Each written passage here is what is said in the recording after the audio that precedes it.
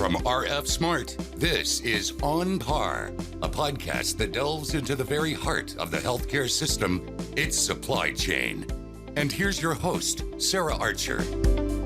Hi, welcome back to On Par with RF Smart. My name is Sarah Archer, and I am your host. And today I am joined by my friends, Ryan Zisman and Bill Brewer, and we are going to be talking about mobile picking. So before we do that, though, I'd like for my friends to introduce themselves. Ryan, I'm going to let you go first. Tell us a little bit about yourself. Hey, Sarah. Hey, Bill. Thanks for having me on the podcast today. I have been doing Oracle consulting for a little over 5 years now. I started at Cerner, where we implemented alongside the EHR implementation. I've been at RF Smart a little over 2 years. I've seen just about 30 plus healthcare facilities, and I'm now spearheading our latest department in customer success, where it is my goal to help customers get the most value out of their product. Very cool. So if you're a customer, you may know Ryan. He may have helped you with your project, or maybe he is helping to improve your experience. So thanks for being here, Ryan. Excited for our discussion here today. And of course, Bill Brewer is also here because when is he not? Bill, thanks for being here. If this is the first time you've ever listened to the podcast, we'll let Bill tell you a little bit about himself as well. Well, thank you, Sarah, and it's great to be back and with the group here today. So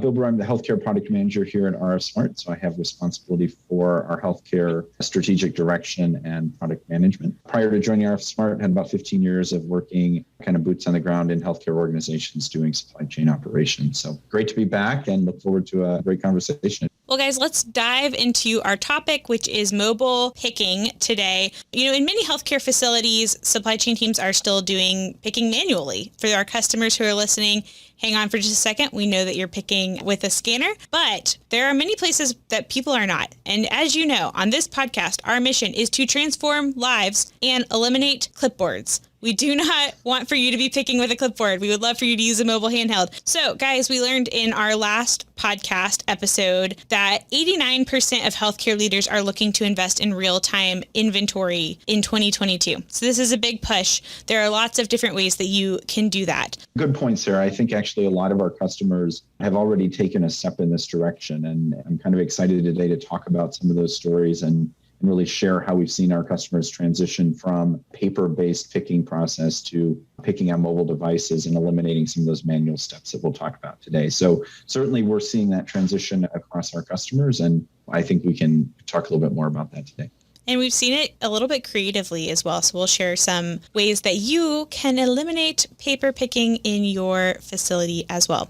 With that, I think it's important that we start with the definition of what is mobile picking, so we're all on the same page. Ryan, can you let us know what is mobile picking? Mobile picking is what we call our application that shows users exactly what to pick and where to pick it and documents their picks in real time. Using their handheld device, they can walk to a shelf, scan the item number to verify they're picking the exact item and not a similar item that was ordered, and it'll take them to the next shelf in the sequence. So it should be the fastest route around the warehouse. And the beautiful thing about it is once you're done picking, you don't have to then return with your clipboards to document the work you've already done back into a desktop computer. No clipboards. Amazing. Something that you said, Ryan, that stood out to me is real time and being able to see in real time in your ERP what inventory you have available. This is crucial. We've talked about this on other podcasts, but really this mobile picking aspect is the basis of being able to see all of your inventory. So it's so important. I know that there are numerous benefits of mobile picking, but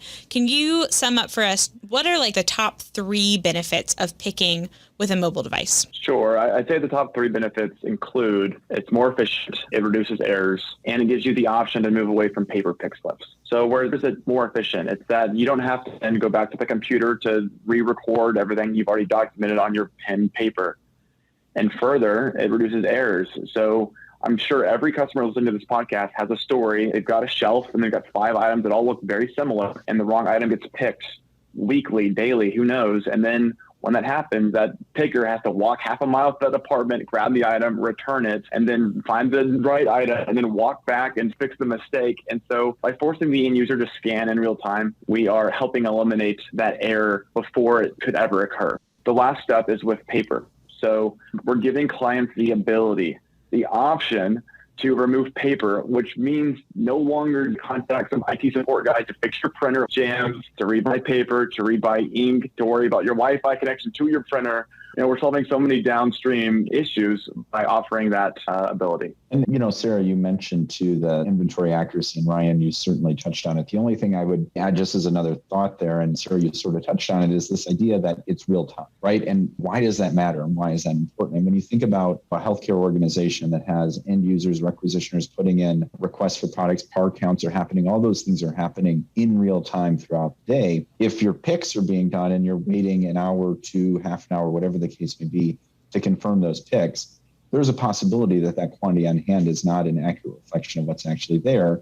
And so some of those requisitions could be filling against items that actually aren't going to be on the shelf and are going to create a whole bunch of downstream effort. So as Ryan, you pointed out, the value here too is just, it's real time, right? It's creating an absolute accurate representation of inventory so that all those transactions down the road are not subject to error. And Bill, something else I'd like to add here is I hear quite a lot from almost every customer is what happens if my end user is picking, they get pulled away. They need to go do an emergency issue, an emergency requisition. They have some question. They need to help someone, they need to train someone. Do they lose their work? And the answer is no, they don't. They can immediately go back into that pick slip and start right where they left off. They have lost no work because, again, every transaction is posted to the ERP in real time.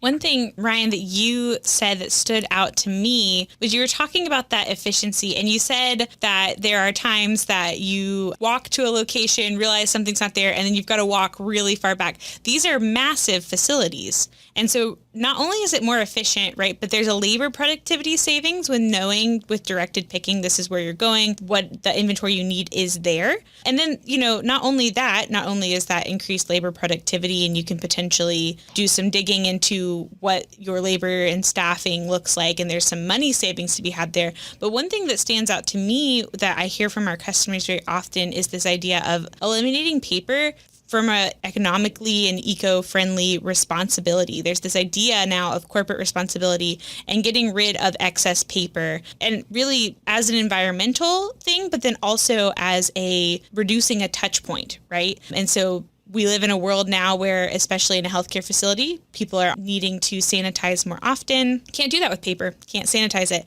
So there's definitely some savings to be had that way as well. But there are some challenges that you can face if you are thinking about eliminating paper. And I think it's important that we talk about them because we do have some solutions. So what are some challenges to paperless picking, Ryan? So one challenge to paperless picking is that if you are for a larger organization, oftentimes there's a handoff from the person who picks the goods to the person who then delivers the goods. And if there's a handoff and there is no documentation, there's no paper to go along with it, the person who delivers it doesn't know where to take the items. So that's one challenge. Of course, we'll address how to resolve for these challenges here in a minute. Another challenge that I hear quite a lot is that some of the most dependable and respected staff members have been picking with paper for 35 years, and they know exactly where everything is, and that's how they've always done it. And so to move to technology that they may not be familiar with or not comfortable with, that can require some additional training and some TLC.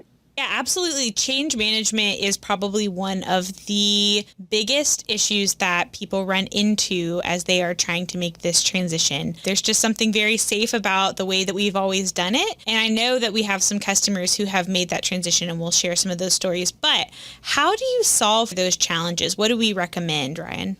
So let's first talk about the documentation of how do you know where you're taking the cart of goods. If you're a smaller facility, you probably don't need that. The person who picks it is going to immediately return it to the place where they first counted it from because they wear all the hats. If you're a larger facility, there's a couple of different things you can do. We offer the ability to print a little label that tells you, your order number and where it's going. But then again, you're back to printing, back to dealing with issues with the printer and the Wi-Fi and the IT and all that stuff. So another idea that we've seen a customer do that I just thought was so simple and so smart was they laminated deliver to signs of where they were taking product. So if they're going to deliver something to the cath lab, they would grab the paper that says cath lab A and put that on the cart. But when they were done picking, there was no extra technology to limit that process, and they could hand off easy enough. Yeah. And Ryan, just, add a little story. I agree with your point around, the labels still introducing paper. I mean, I would argue, I think it cuts down on like these massive, pick lists and stuff like that. I'm actually on site with one of our customers this week, and they just rolled out kind of the hip printers that go across their body. And so now they have their pickers. When they complete the pick, it prints off a little 3-inch by 1-inch label, and they're able to affix that to it. So I love the laminated idea. I remember you telling me that story a few months ago. I think that's brilliant. But,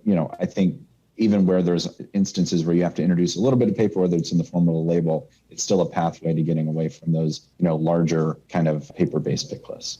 Now, the second piece of that pie is RFSmart offers this thing called its delivery app, and that can integrate with the picking step. So one challenge in healthcare is that once something is picked, there's no documentation that was ever actually delivered. And for most of the items, maybe that doesn't matter. Maybe it's inexpensive tissues and gloves and gowns. But for your more expensive items that you want full visibility on, we can integrate the picking step with a delivery step. And if you have the delivery step in place, then you'll have the delivery label in place, which could very easily replace that documentation that tells you where you're going. So Ryan, I've heard an answer for the, using paper as a fail-safe. You recommended, we've got some customers who are doing laminated.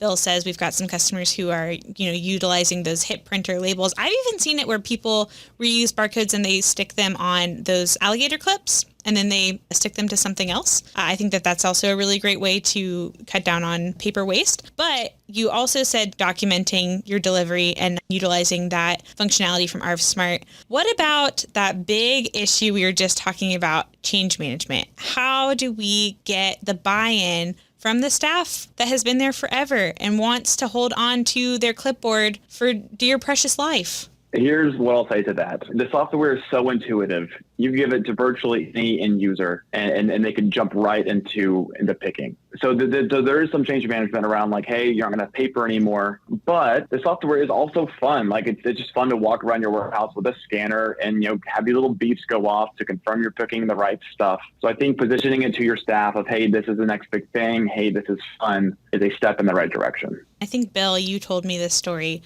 We've got some customers who just decided, hey, this is what we're doing. How did that go over? How was their staff able to adjust to just going cold turkey from the paper onto scanning? Yeah, I remember that story. And actually, Sarah, I did share that with you, and it's one of my favorites. And Ryan, I think it was actually one of the customers that you helped implement. So maybe I'll let you kind of tell that story. The thing that I think was most helpful was the senior leadership's direction. They were on board. They knew that there were going to be challenges that present themselves. There would be problems to be solved, as is the case with any implementation. Now, they decided to do that at Go Live. I don't know if I would recommend that for everyone, but they pushed for it. And because they did, they are now successfully picking without paper. You make a great point, Ryan, too. You don't have to just choose one or the other, right? That you can take some steps to reduce paper and get to that point where you've eliminated paper for sure. So don't freak out and be like, oh no, we're going to lose all of our paper. Absolutely, you can get there, but our team and our expertise in our team, we can help you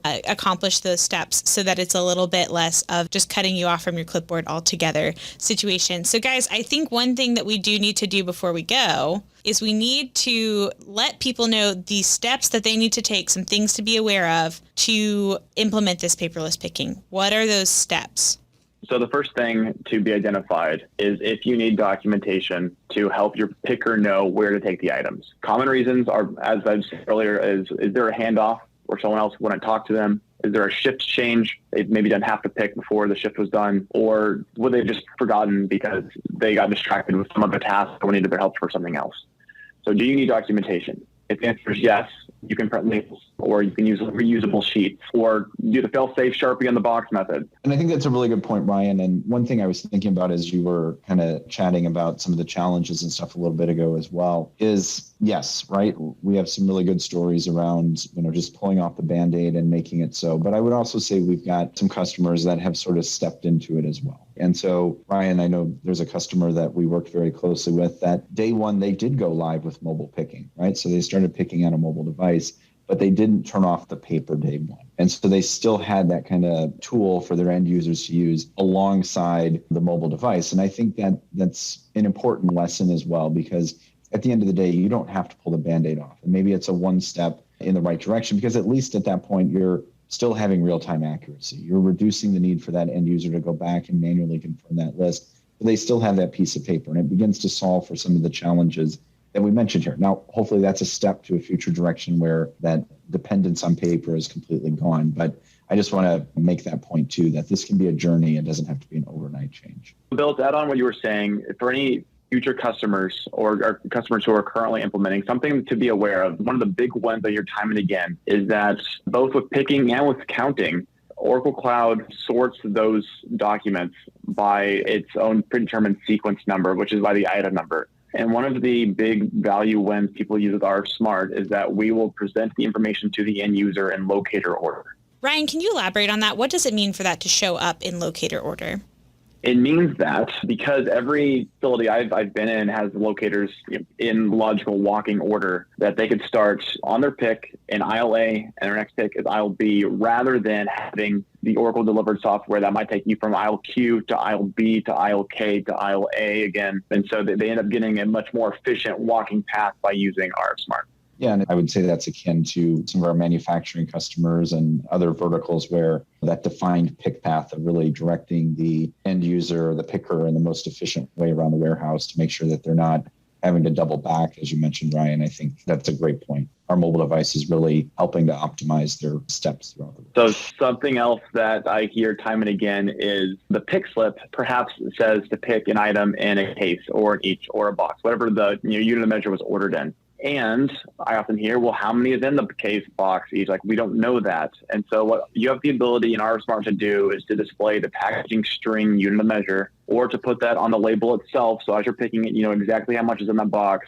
So it's very clear to the picker how much is being picked. And what is more, oftentimes at go lives, we'll see requesters make mistakes when ordering. So they might order 10,000 cases when they need one case. Happens all the time. And RF Smart, you have the ability to do the short picks to help prevent those downstream impacts from happening by getting in front of it during the picking step. It's really all about efficiency. I mean, at the end of the day, everything that we've talked about, all of the tips you just said, which were great, Ryan, point back to that increased efficiency, and that trickles down into all of the other areas, such as the accuracy, such as improved inventory visibility. So definitely really great points. And guys, I think we need to wrap up today with 1 to 2 top tips for mobile picking. I will start because I have one. I think that it could sound a little bit overwhelming where we're like, hey, stop using your clipboard and your paper.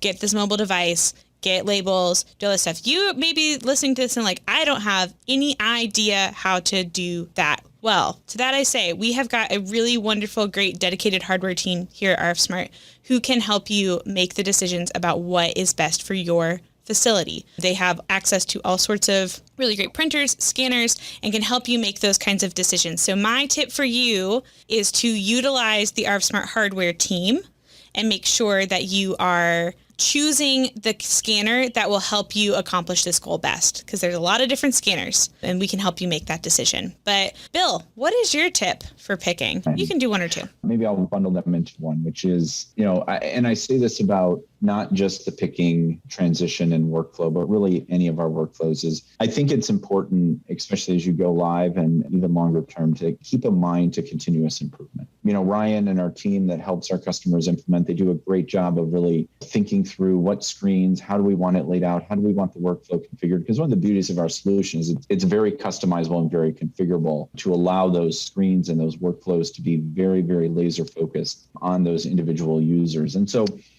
I think the best of intentions, right, during those implementation discussions, yes, the screen should be here. We should display this. We should display this. That's great. But taking the time post go live and standing side by side with those users in the weeks and the months that follow, oftentimes you can get really simple, easy, quick wins with your end users just by making a very simple modification. Ryan, you made me think of it when you mentioned the unit of measure or the packaging string on the screen. That might not be something that we deliver by default, but it's something certainly we could include there. And so walking the walk, listening to your end users, hearing them say, gosh, it would be really easy, or it'd be much easier if I could see when it's telling me to pick a box, does it mean the box or does it mean the case, and how many are in that? So to me, it's continuous improvement, listening to end users and always seeking to really refine and hone those workflows to make them the most efficient for your end users. I think that's one of the big value points of RF Smart, and just never losing sight of the fact that you constantly have that tool at your disposal to continue to make those workflows more and more efficient. Ryan, bring us home. Okay, so my top tip for doing mobile picking. It's counterintuitive, but I mentioned this earlier. It's to go live with paper and make that an easier transition. So you go live, you get stable for 3 months, you let everyone get used to the software, get used to the changes. So you troubleshoot all your locator issues, all your unit of measure and your quantity on hand issues that are going to come up with the go live. And then about 3 to 6 months, you say, you know what? All right, now we rip the Band-Aid off. Let's go paperless and make this process even more streamlined. Hey, Ryan, if you are a current customer that's listening and you want to implement this, where should you reach out to? If you are a current customer who is live and you are interested in improving your current processes, you should reach out to Customer Success OC at rfsmart.com, where our team would be happy to help look at what you're currently doing and help you improve your operations. Well, Bill, Ryan, thank you guys so much for those tips. Totally agree that taking baby steps is a great direction to go and making sure that you've got full buy-in from your team and making sure everyone's trained up. So really great tips, great discussion today. For those of you listening, while you're here, make sure that you subscribe to this podcast so that you get updates about awesome podcast episodes like this one. You can subscribe on our website, rfsmart.com/onpar, to get an email update when we do a new episode. You can also subscribe on any of your favorite places to listen, like Spotify, Apple Podcast, Google Podcast, or YouTube. We also put these out as YouTube videos. So make sure you subscribe. Guys, thank you so much for being here. Bill, Ryan, you guys are awesome. And thank you guys for listening. And we will see you again soon. Thanks.